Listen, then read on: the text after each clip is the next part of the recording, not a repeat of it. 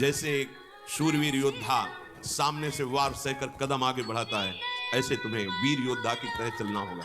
कायर पुरुष की तरह भाग कर जाओगे तो कुचले जाओगे, और अगर धैर्य पूर्वक रहोगे तो कह रहे हैं पर जो कर विश्वास ईश्वरीय बल पर सम्मुख डट जाता, अब तुम मरना है, चाहे जितना कष्ट हो। मृत्यु से भयानक कोई कष्ट नहीं होता। अब मुझे श्री जी की प्राप्ति करनी है, जितना दुख चाहो प्रभु आप दे लो, आप दे लो, छूट है आप, जितना दुख चाहो। इतना तुम्हारा सोचना होगा कि दुख भाग जाएंगे, कोई दुख छुएगा नहीं तुम्हें। उससे डर वे भाग छूटती नहीं, दुखी वो हो पाता जिसने निश्चय कर लिया कि अब सारे दुख मुझे भोगने हैं, पर हम प्रियाजू को, प्रियाजू के नाम को, प्रियाजू के धाम को, प्रियाजू के चरणारविंद की उपासना को कदापि नहीं छोड़ सकता। कुछ भी हो जाए सब डर जाएंगे, काम क्रोध लोभ मोह मद मत्सर। पर हम कायर पुरुष जैसा आचरण कर बैठते हैं, गलती हो जाती है कि हम विषय सेवन में ही शांति का अनुभव करना चाहते हैं। हम चाहते हैं अगर हम ये विषय सेवन कर लें तो हृदय शांत हो जाएगा, जलन मिट जाएगी, कुचले जाओगे, परमार्थ से बहुत दूर कर दिए जाओगे, आपको पता ही नहीं चलेगा। माया का खेल ऐसा है, पता थोड़ी चलता है कि हम भ्रष्ट हो गए, पता थोड़ी चलता है कि हम इतने नीचे उतर गए। जब कोई महात्मा आपको दर्शन कराएगा कि आप कितने नीचे गिर गए, तब आपको पता चलेगा। गिरते समय पता नहीं चलता, माया का ऐसे ही भक्ति का खेल है। चढ़ते समय पता नहीं चलता कि कितनी ऊंचाई पर आप चढ़ते हैं। जब गुरु कृपा से कहीं ऐसे द्वंद्व उपस्थित होते हैं और उन द्वंद्वों पर आपका हृदय विचलित नहीं होता, तब पता चलता है कितनी कृपा भक्ति की है कि हमें इस ऊंचाई पर बैठा दिया कि मान अपमान लाभ हानि दुख सुख ये हमारे ऊपर कोई प्रभाव नहीं डाल पा रहे। पर ये डट वही सकता है जिसने अपने जीवन का लक्ष्य निश्चय कर लिया है। श्रीपाद करें राधा दास मुझे श्री जी चाहिए।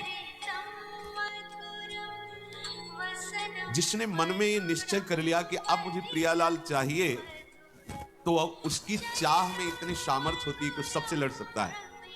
जैसे धन की चाह आने पर चोरी करने के लिए भी उतारू हो जाता है, हिंसा करने के लिए भी उतारू हो जाता है, उसको कुछ भी डर नहीं लगता। एक धन का लोभ चढ़ता है तो प्राणों को सौंप दिया, भय को बिल्कुल रौंद दिया, और जैसा भाव बना वैसा कर बैठा।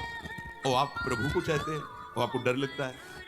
आप परम धन श्री लाडली जी के गोरे चरणारविंद की प्राप्ति करना चाहते हैं, तो अब अपना अधिकार, अपना पन, अपना महत्व श्री लाडली जी के चरणों में। हे प्रभु, हे प्रिया, ये प्राण, ये तन, ये मन आपको समर्पित है। अब जैसा जी चाहे वैसा करें। यही है सुदृढ़ योद्धा भगवत मार्ग का। अपना अस्तित्व, अपना महत्व, अपना जीवन जब तक जीवन धन के चरणों में समर्पित नहीं करोगे, तब तक जो स्वामी श्री हरिदास जी महाराज करें, ज्यों ज्यों राखत हो त्यों त्यों रहियत हो हरि। जैसे आप रख रहे हो मैं राजी हूं उसी में, जो ही प्यारो कहे। ये सिद्धांत, ये रोना धोना नहीं। ये जैसे कभी कभी उपासक वहां प्रश्न कर देते हैं जाके, भजन में मन नहीं लगता, हमें लगता है हम इस मार्ग में चल नहीं पाएंगे। क्या आप चल रहे हो या गोद में बैठे हो? पहले निश्चय करो। यदि चल रहे हो तो इतनी टांगों में दम नहीं है कि ये चढ़ाई तुम चढ़ पाओगे। तो गोद में बैठे हो तो चलने का तुम्हें डर फिर क्यों है? श्री हरिवंश प्रताप नाम नौका निज खेवक, भवसागर सुख तरत निकट हरिवंश जो सेवक। पहली बात तो तुम चल नहीं रहे हो, तुम गोद में बैठे हो।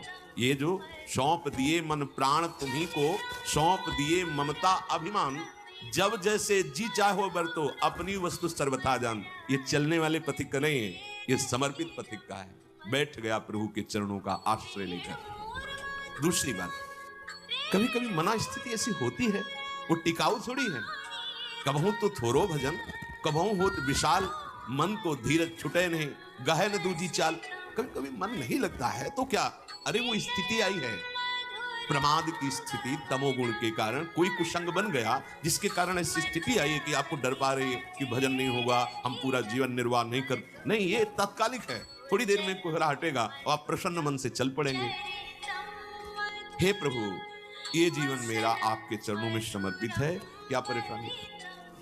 हे नाथ, मेरा मन, मेरा तन, मेरा प्राण आपको समर्पित है। आप जैसा चाहो खेलो, मत सकुचाओ, अभी आपका है, आप जैसा चाहो। फिर आप शिकायत कैसे, फिर आपका प्रश्न कैसे बनता है?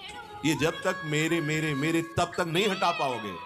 और ये आपको दिया, अब इसमें काम रखो या आप रहो, इसमें प्रेम भरो या आप इसमें विकार भरो, आपको पूरी स्वतंत्रता है नाथ। उसी दिन से आप देखेंगे मन निर्मल होने लगा, क्योंकि जब तक अहंकार रहता है तभी तक ये सारे विकार आक्रमण करते हैं। अहम प्रभु के चरणों में समर्पित हुआ कि वो दिव्य निर्मलता, दैवी संपदा के भागवतिक सद्गुण अपने आप आने लगते हैं। जिस समय आपको मान अच्छा लगे, अपमान दुखित, तो समझ लो आपका अहम अभी समर्पित नहीं हुआ। उपासक का जब अहम समर्पित हो जाता है तो मान अपमान सुख दुख से अब मेरा रहा न कुछ संबंध। तुम ही मेरे कैवल्य परम पद हो और बंधन है तो सिर्फ आपका ही बंधन है। ये आप ही हमारे मोक्ष हो, आप ही हमारे बंधन हो, आप ही हमारे साधन हो, आप ही हमारे साध्य हो।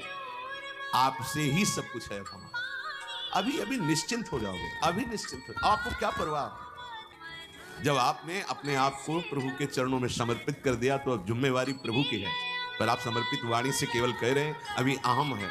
आपको पता लग रहा है भगवान पता नहीं संभालें कि न संभालें, गति बनेगी कि नहीं बनेगी, पता नहीं लाभ मिलेगा कि नहीं। ये शरणागति का लक्षण नहीं है।